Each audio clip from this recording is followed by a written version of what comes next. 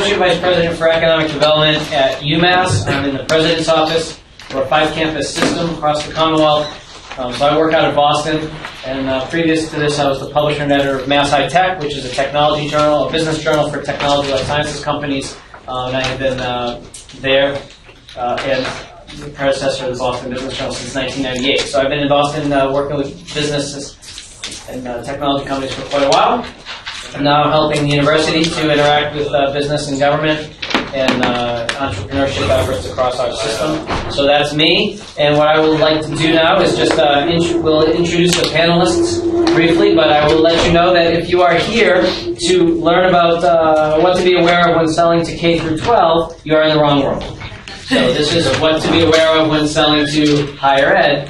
And so hopefully you're all still here when I'm finished with that. And hopefully we might even get a few more people, but I'm glad to see the folks that we have. And we've got a great panel for you, and we're going to have a great discussion. So from, you have their name tags right there, but I'll just go down the line for those of you who can't see them. Your left to right, my right to left, just introducing Chris Hartigan, who's a VP and General Manager of Genzabar. We have Stephen Marcus, the founder and CEO of Matchbox. Oh, you guys swapped out, didn't you? Mike, I had you alphabetical. Mike Pickett is the CIO of Brown University. And next to me is Carol Vallone, CEO of Educate Online. And rather than lengthy bios and introductions, I'm going to just ask them some questions in a row, and they will then talk to you a little bit about how they got to where they are in the context of the questions. So with that, we're going to start with Chris. And Chris, talk about how selling to higher ed differs from selling to other markets and industries. And in doing so, you can talk a little bit about your experience with Genzabar versus some of your other past sales and business development roles. Sure, thank you. Thanks for having me. This is a great forum and a great event. Before I get started, besides Mike, are there any other institutions represented in the room? I want to make sure I don't talk ill of any of my We promise we won't share any of your secrets. Okay. Well, we know BU is here, so we've got Brown. And actually, that's a great question. Let me stop you right there. How many entrepreneurs in the room? Folks who are in or business and industry? Okay. How many business and industry people, not higher ed? How many higher ed folks? That's an interesting question. We'll have to suss that out a little bit.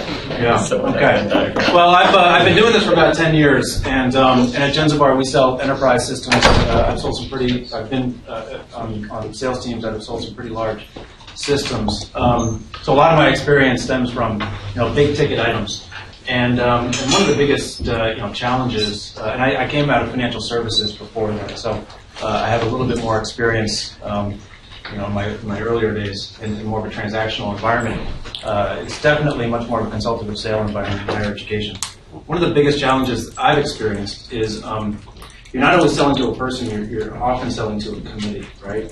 Certainly, especially with big ticket items.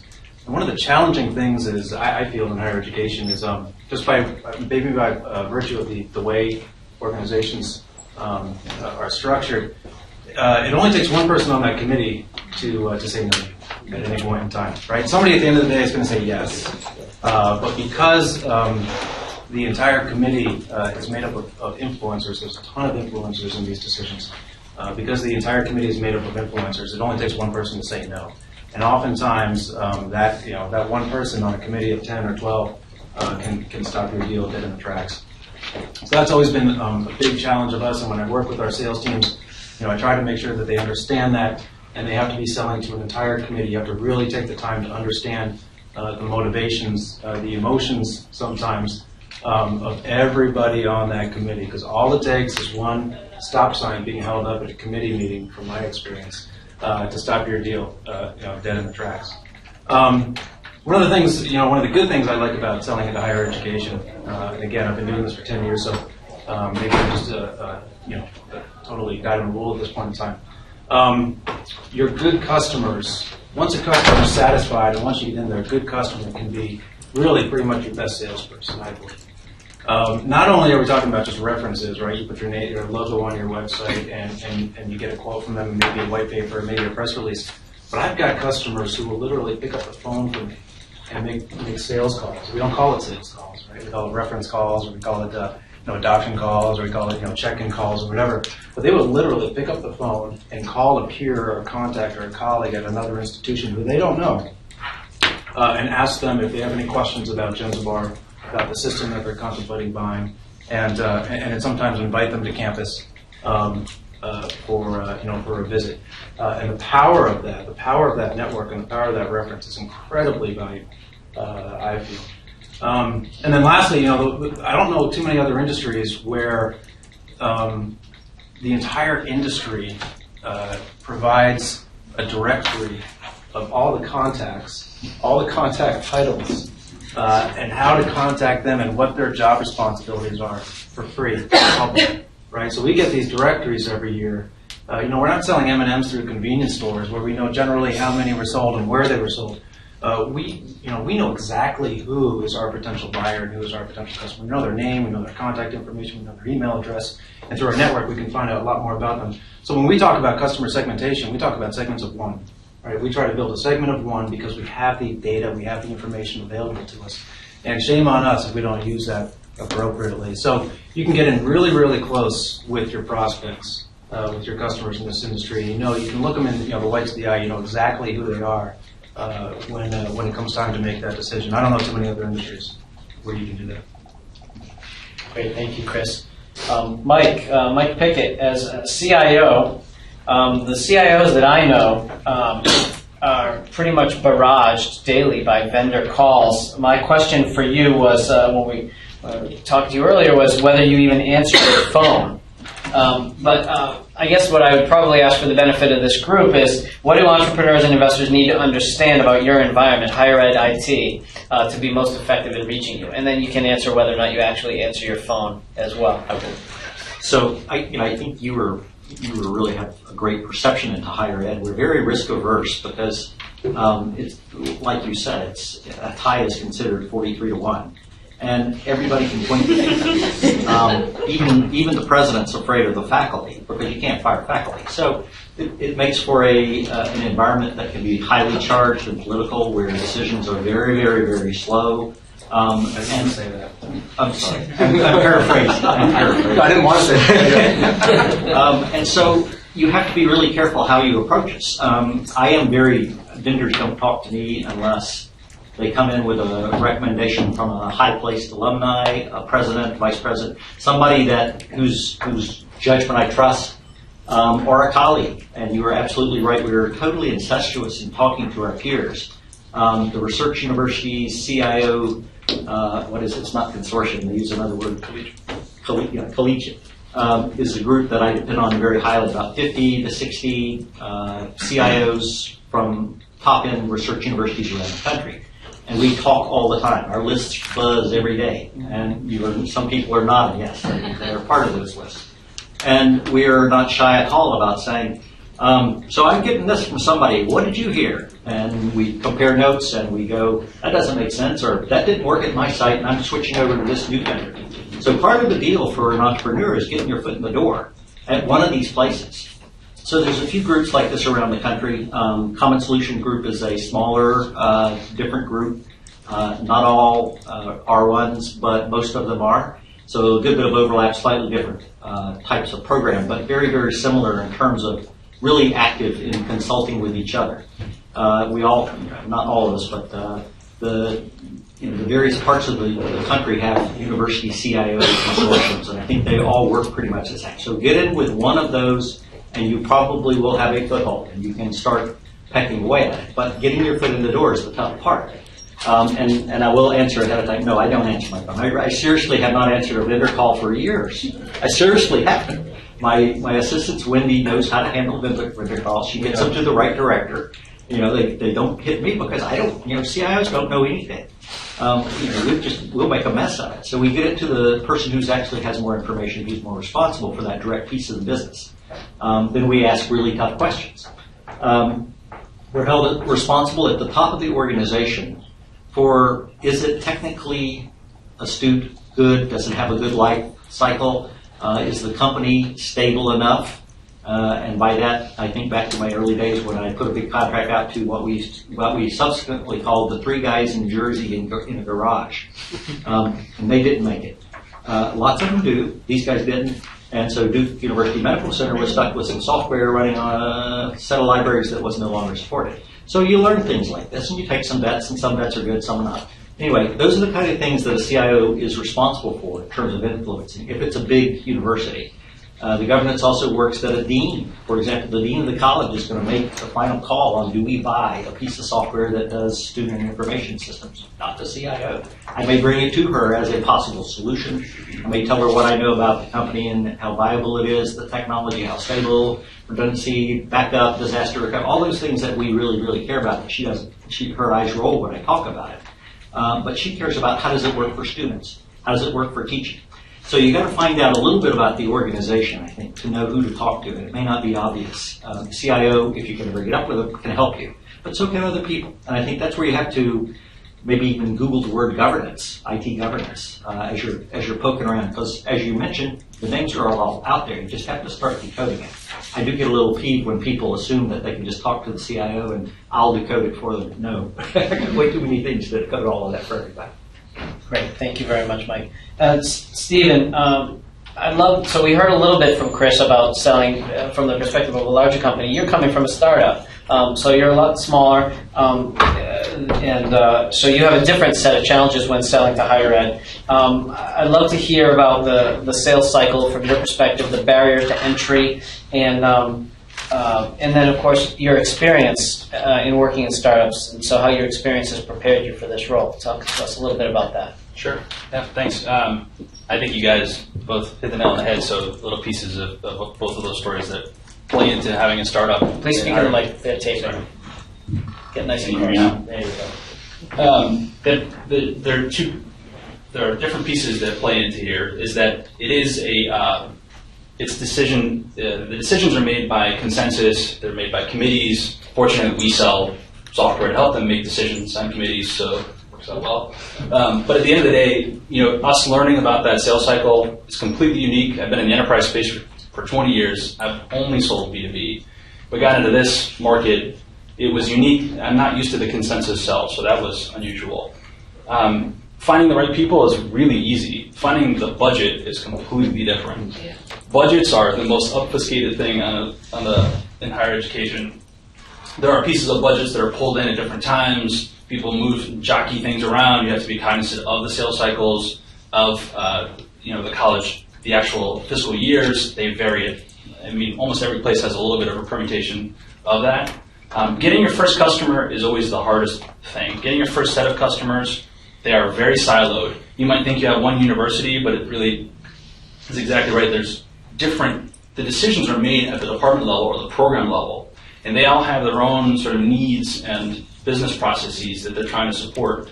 So, you could call up the CIO, but you would do the same thing he's saying, is that it would send you down to the business level and get them to validate the solution. So you have to find the right place on campus that business is being done. You have to have sold to somebody else in the same business. You call up and say, well, I have so-and-so university. They'll ask who? They'll ask which program has it, and they will call them. You'll be surprised on the same campus how people don't know each other across different businesses, but yet they know everybody else at the other schools. Like all the undergrads know each other. But if you have somebody on the same campus, you're the undergrad dean who we sell to the enrollment, admissions office and faculty, but each admissions office might not know the other people in the other admissions offices, but they'll know everybody else in the other admissions offices at the other campuses that they compete with. Not even the people, it's like their chief competitor they're on the horn with every day. In any other business, you don't call your enemy, but this is a collegial business. You'll find that they know each other. The people who vie for the same candidates, they see each other at events, they talk to each other. Getting them on board, knowing that it is siloed, you have to have referenceable customers in each of those is important. Finding the budget's been hard. As a startup, you have to have some financial ability to survive some of what are these longer cycles. If you miss a window, you have to come back the next fiscal year. I mean, it's not even you have to wait 3 months. You have to wait until the whole thing ticks over again, and then you can have that conversation and pick up right where you left off. No offense against you if you miss that window. Not that they're not interested in your product. It's just that hold on until we come back around and talk to you. And they have very distinct cycles. they don't know the map on campus either. So you can call up and say, hey, how do I get to Joe, so-and-so? They're like, I don't know. Look it up. Call somebody else. So it's finding out that map. From a financial perspective, some of the bigger deals are harder to take down. You need a stronger balance sheet. You need strong investors that are willing to take phone calls. They care about it. Small deals are easy to pick off without having some financial heft behind you. Getting to know the procurement process.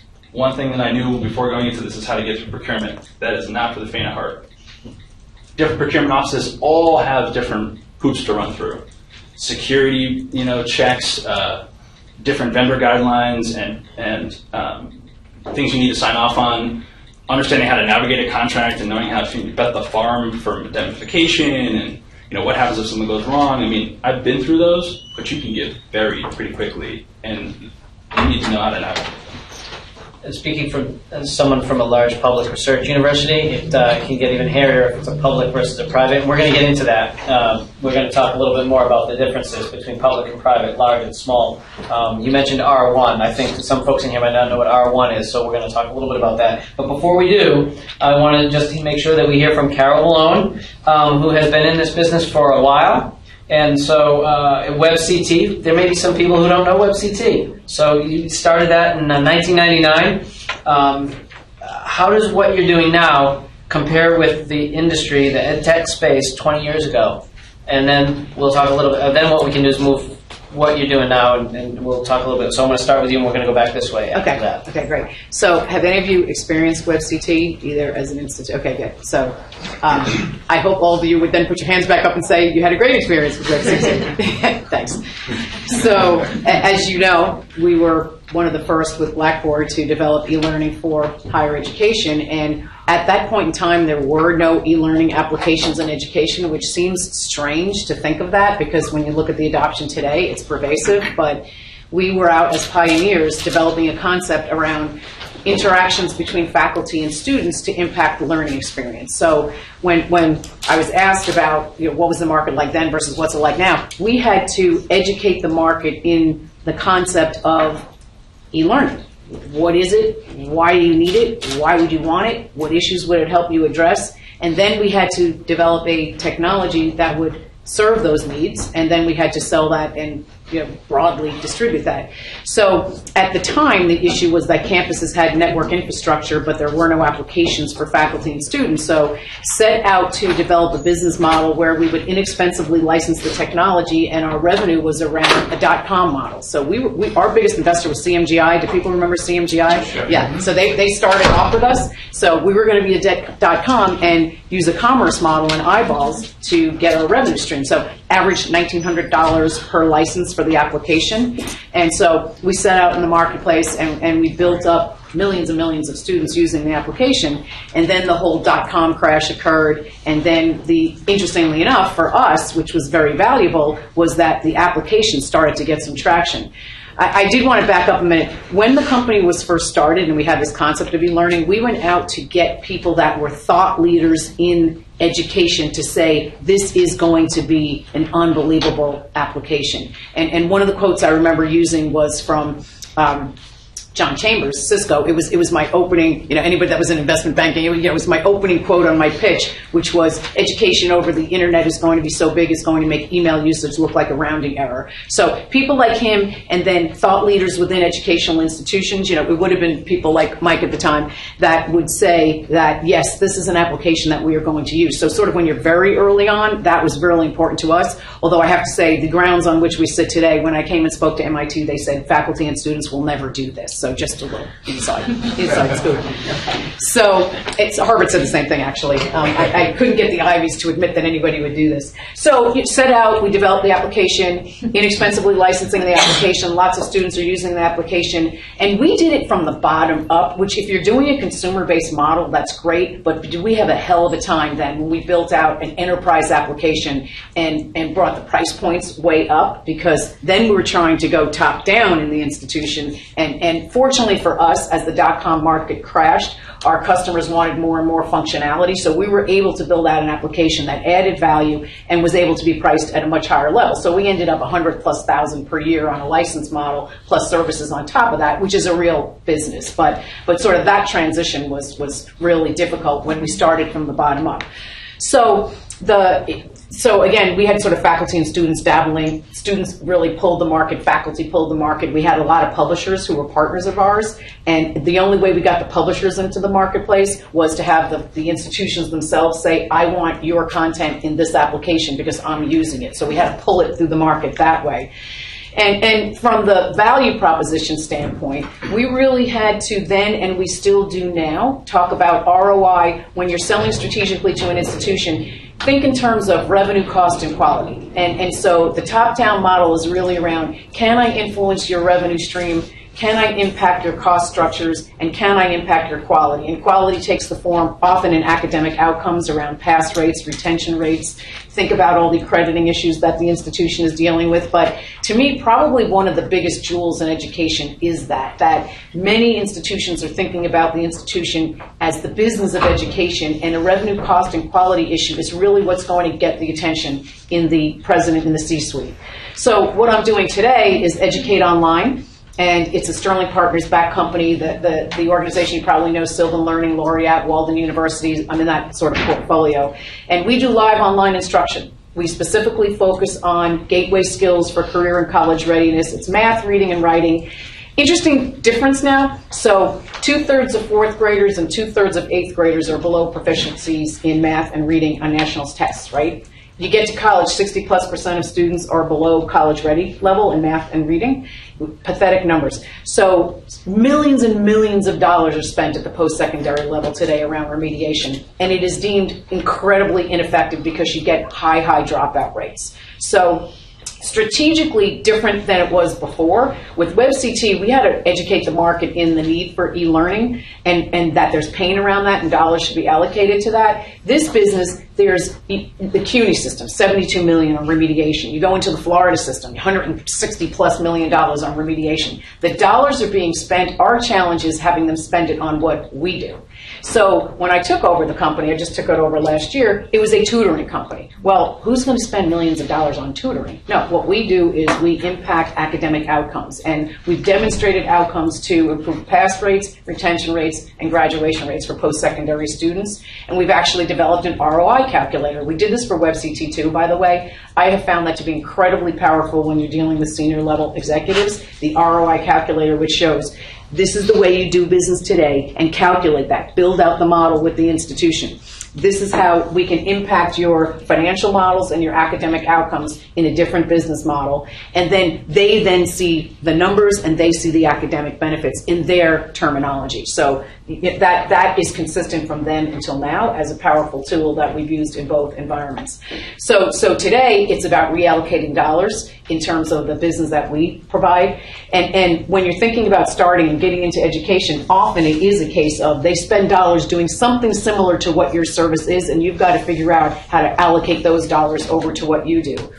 We're in a services business now. We are building out the technology to where we can license the technology. My inclination is when you think about services, it's sort of, it could be one-off, you could be thrown out. I really like the technology anchor in an institution, so you've got the annuity base built out. And as everybody knows, those that know WebCT, we were in the marketplace with Blackboard constantly, and people could not take, we couldn't take them out, they couldn't take us out, because once you implemented technology, UMass was one of our big partners, you can't take it out easily. It becomes embedded in instructional practices. So think about that in terms of how to embed in the instructional practices. And at WebCT, we did that. Right now with Educate Online, because we're a service, we could be thrown out more easily, but we are building out our technology to similarly move into that kind of a space to penetrate and hold the market share. So I will pause on that for. Excellent. Yeah. Any reactions, Stephen? I saw you nodding a little bit. Do you have any reactions to that? I'm not going to put you on the spot. Yeah, I have more questions. But it's funny because we had to learn a lot of that. Exactly what you just said, like building an ROI case. We have 15 customers to sign up in a year, and we have 600 in a pipeline. Right. And your first batch of customers may not really care about building ROI. They're already fluent. They're early adopters. They're already fluent on how to build those cases and show the school. I guess I have a difference maybe to my own fault, is that I have a difference in building great product. Like I think there's a lot of products sort of wedged in the market, and they really are kind of anchored into it. Exactly as you said, somebody's figured out the philosophy that this is a slower moving market, and they can capitalize on it. It's a great market because if you're a capitalist, it's a wonderful place to wedge yourself, and you can get paid for a very long time. I've seen a lot of really crap products. It's sad, but I see a lot of junk. And I think it's unfortunate. A lot of people come to us because they're begging for new product. They're literally, please bring us new product. And they're resorting to crazy things. They're spending even more money on custom product or stuff that's just not meant for this market. And so I like the idea of making the market more transactional, and that you can get new product. If you're a new entrant, you make a better product. If you can make a better product than us, please do. Like, I welcome it. I welcome competition to the market. It'll make better product for everybody. There's plenty of money in this market. It's the biggest gripe is how slow it takes to switch something out. Thank you, that's great. The title of this is What to Be Aware of When Selling to Higher Ed. I think it is critical that we define what we mean by higher ed. So now I'm going to come back to my original point, which is, what are we even talking about when it comes to higher ed? I mean, not only does it differ, as we know, from K through 12, which is, again, downstairs, not only is it different from government, which has its own procurement system, but when we talk about higher ed, where do you see your sweet spot? I mean, are we talking public research universities, small state colleges, large private universities, small private colleges? Where, well, we'll go right down the line, and we can start back with Chris again. Sure. Where do you find your sweet spot? Where's the most opportunity for folks in the room? I'm not sure we even want to get into MOOCs and online programs, but we could. For-profit universities exist now. So, I mean, blue sky question, but what do we talk about when we talk about higher ed? Yeah, it's very important to accent the fact that a college is not a college, is not a college, is not a college. There's 4,000 or so accredited institutions out there, probably double that when you look at non-accredited. Within each one, there's departments, sometimes there's separate colleges that operate independently. And you can't take, we call them power maps, right? You can't take the map of where the decisions and how the decisions are made on any one college and put that on top of any other type of institution. And because of that, it just makes the sales job a lot harder. We really focus on not the Browns of the world, not the Dukes of the world either, not the UMasses of the world. My company really focuses on 10,000 students and under. When you look at the distribution of colleges and universities in the country, I think it's 60-some-odd% are actually under 5,000 students. There's a lot of small institutions out there. We serve a lot of rural community colleges, a lot of technical colleges, tribal schools, a lot of faith-based liberal arts type institutions. We have some state schools, four-year state publics, large community college systems, et cetera, and some very large and prominent Ivies and others. The son you found me doing. But we really focus on that 10,000 student and under market because I feel, we feel that our solutions can be much stickier. We talked about stickiness. We've got clients who've been running our stuff for 42 years. We still have a couple open VMS ERP systems out there in the industry. We do. We've got 62 customers running open VMS still. Us back from the 60s, right? So because they can put their coffee cup on it in the morning and they can forget about it. And it just runs and runs and runs and runs, and they can do everything else. They don't have big IT operations. A lot of times the CIO that I'm working with is running cable and putting, and booting servers. Right? I mean, they're actually hands-on, answering help desk calls for their students and things like that. So if you can, from my perspective, if you're talking technology in an institution, and you can get into that sort of mass market, that sort of smaller schools who many of them will be here forever and ever and ever, and you can provide a solution to them that allows them to sort of free up time, increase revenues, of course, decrease costs, but free up time and become more efficient. You can really get in there and you can stay there for a long, long time. When we model out new customer acquisitions and we look at pricing scenarios, et cetera, we model 20-year relationship. That's the assumption that we make on the numbers.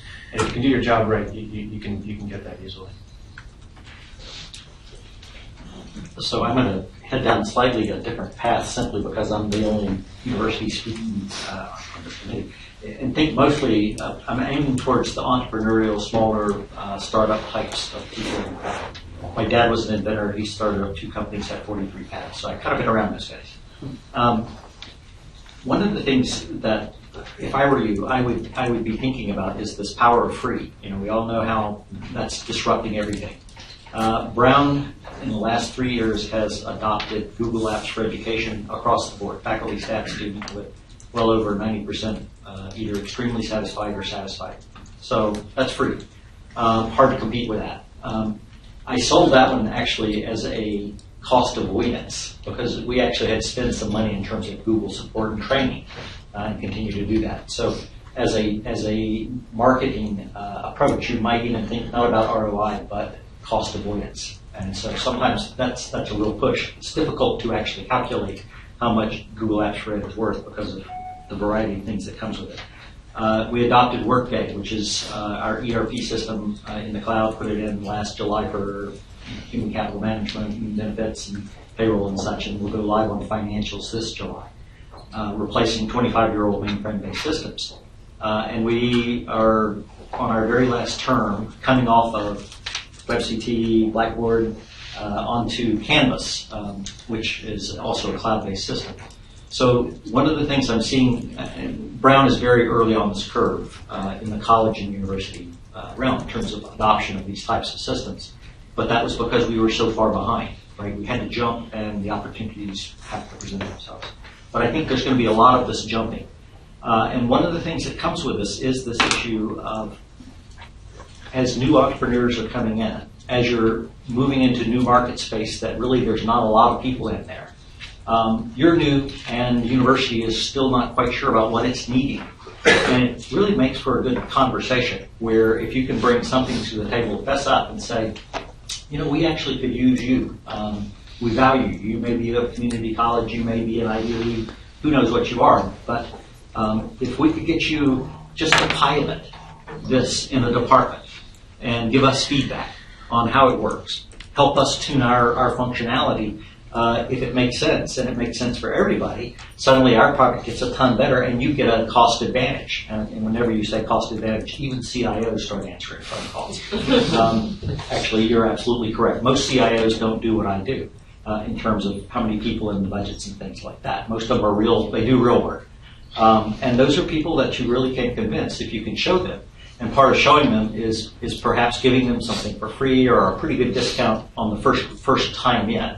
But in exchange, one of the things that a CIO wants is some assurance that, if I work with you, if I put my business staff with you and my technical staff with you, and we end up changing what you normally do so that it works well here, would you buy the fact that this would be built in the base code, and be supported? Because I'm not a software development house. I can't afford to have a dedicated programmer to fix this when it breaks. And so that's something that you can sell that I've seen a lot of CIOs, mine included, eyes light up over. I like that kind of relationship.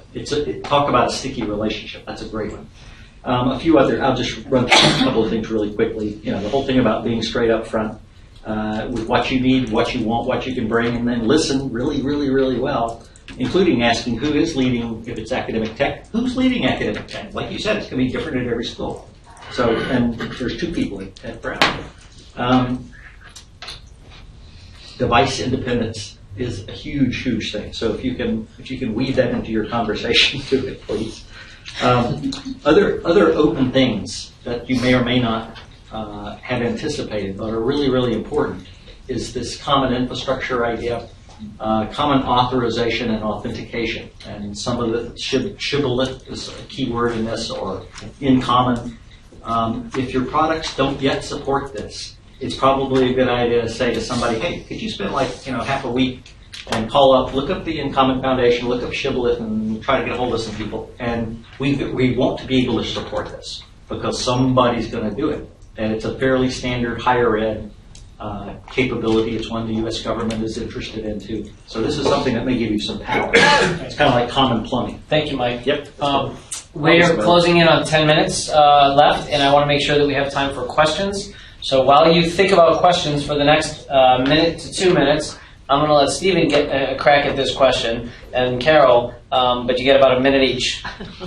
So Yeah. The same question. I mean, the idea is, where are you selling the big universities, small colleges, privates, rural? Well, I mean, there's an adage in the, like, I heard this from a friend of mine who's from the HR enterprise software business, but HR specifically, is that, you want to position your organization to sell to certain kinds of customers. Chris says, Salesforce did really well selling to the middle market, and it's still largely a middle market company, is that you should position your company for whatever kind of opportunity you want to go after. You want to position yourself for the bigs, you want to go after the Browns of the world, you have to have an org that's ready to support an organization that big. It's just the way it is. They look materially different than Chris's because they require different support structures. You can't do both. Salesforce, like I said, incredibly successful business, sells primarily to mid-sized companies. That's just their play.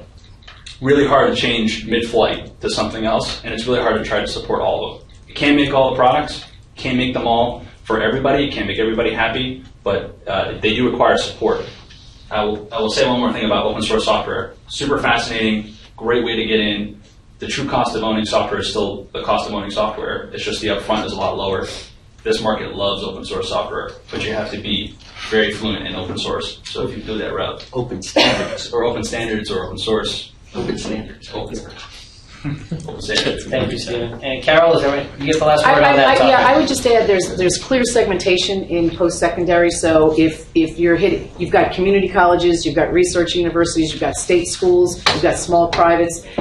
So when you're positioning in the marketplace, nobody cares outside of their tier or their peer group what the other peer group is doing. So that's when you think about post-secondary, think about in terms of market segmentations that have specific and unique issues and identifying your issues mapped to their strategic objectives within those key tiers and sell the peer groups that way. Thank you. That's excellent. And Chris mentioned that segmentation word earlier when we were talking about the segmentation of one. So, all right, let's go with some questions. You had your hand up first. Yes, ma'am. I'm waiting to ask this one. So my company licenses a learning management system for healthcare education. So think Blackboard for medical schools. We spun out of Duke. So we started with a very unique position, which was that we could walk out and use that brand pedigree. And we have only been in business a year, and we have 12 schools already, ranging from Yale to Temple to Toledo. So, but we've been challenged by, we have a very highly targeted market. We go straight to the senior associate deans for medical education. But we've thought maybe it's optimal to have conversations at different levels. So we've wondered if we should still, reach out to the CIO or the senior VP of finance or something to just kind of layer on that other relationship and build an advocacy. And also to Carol's point, how do you get to those numbers to do the ROI? Because the budget, like you were saying, is just impossible to find. And trying to figure out what software, enterprise software systems should be licensed for, and then how much money do they really have, and how do you find it?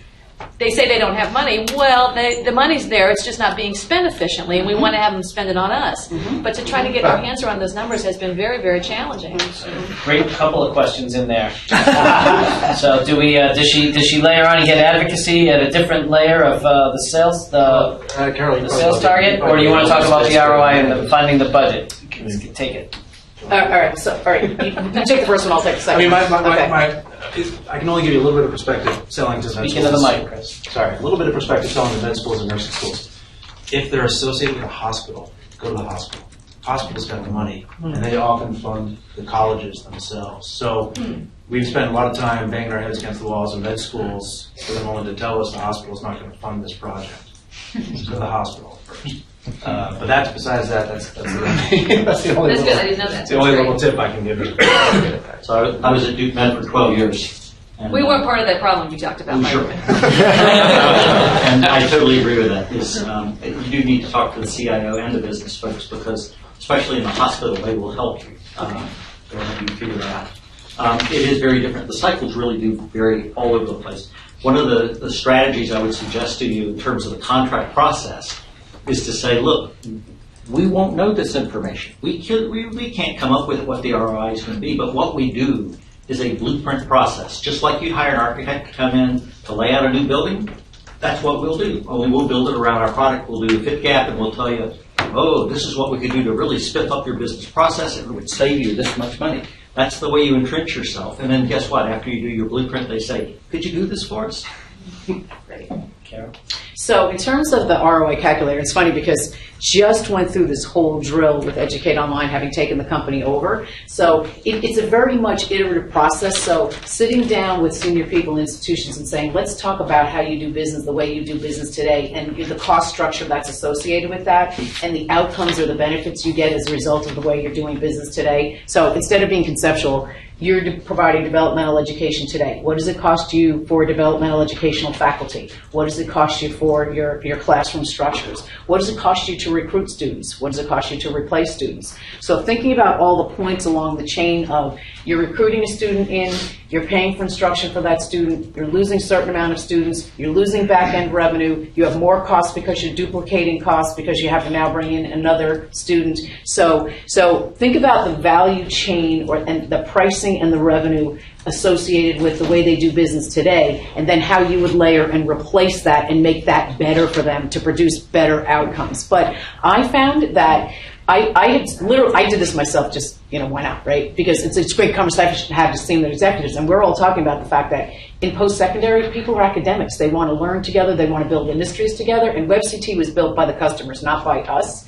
So I found that, and I find that, executives are very willing to talk to you, and when you sort of push and pull on models, the way we did it was I came up with a concept based on conversation, and then I literally just put it in front of people and said, react, let's put your numbers in, how does this work for you? And now it's refined to the point where we got it. So I made it very iterative, started with conversation to ask questions about the way you do business today, the way you conceptualize your business, and came up with outcomes that are measurable, has to be measurable, and then tested the model with people. So, Great, thank you very much. Great, thank you. Yes, sir, go ahead. I was wondering if revenue share is changing how your pricing or like that ROI calculator. Yeah. Is revenue share, there's talk at least now, do you think that's going to replace the typical pricing structures that you were looking at with your ROI calculators?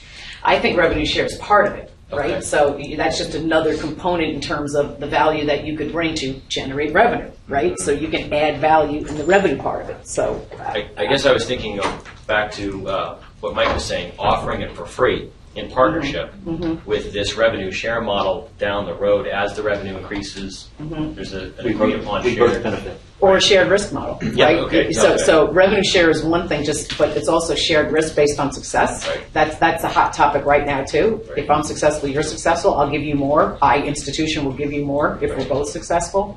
So you take some risk at the front end with them. We found revenue share is tough to get, I find, unless you can prove that you can bring revenue. So if you can deliver Incremental revenue. how much revenue do you want, right? That's the sales. You said the one thing I want that we have found is if the price is lower, they're willing to share more on the upside, right? So that's the other side. Sure, of that. absolutely. Yeah. So.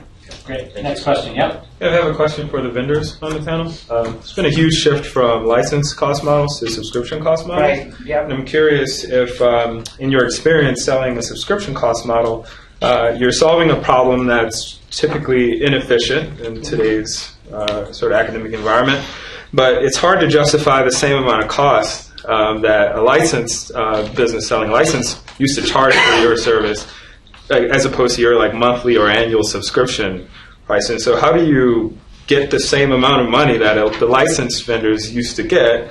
If you're selling a subscription model, you're solving this problem, you're doing it more efficiently is your proposal.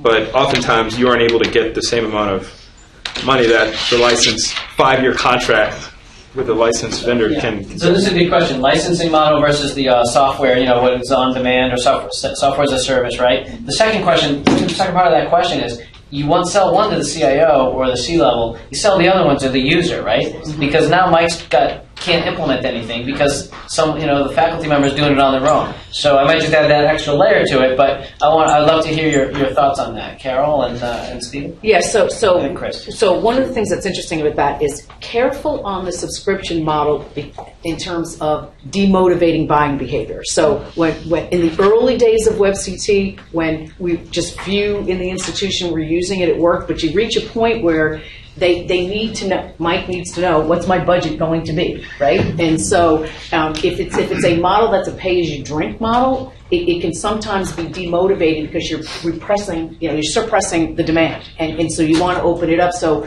one of the things you can consider that we did successfully there in the WebCT days was we tiered it, right? So, FTE from 0 to 5,000, 5 to 10,000, 10,000 plus. You can think about what those tiers could be, because you just don't want to disincent usage. That's my biggest concern on subscription models. And you also, from where Mike sits, and you should comment on it, typically they want to know what their budget's going to be. Absolutely. So So you can have a combination of that tiered subscriptions based on that.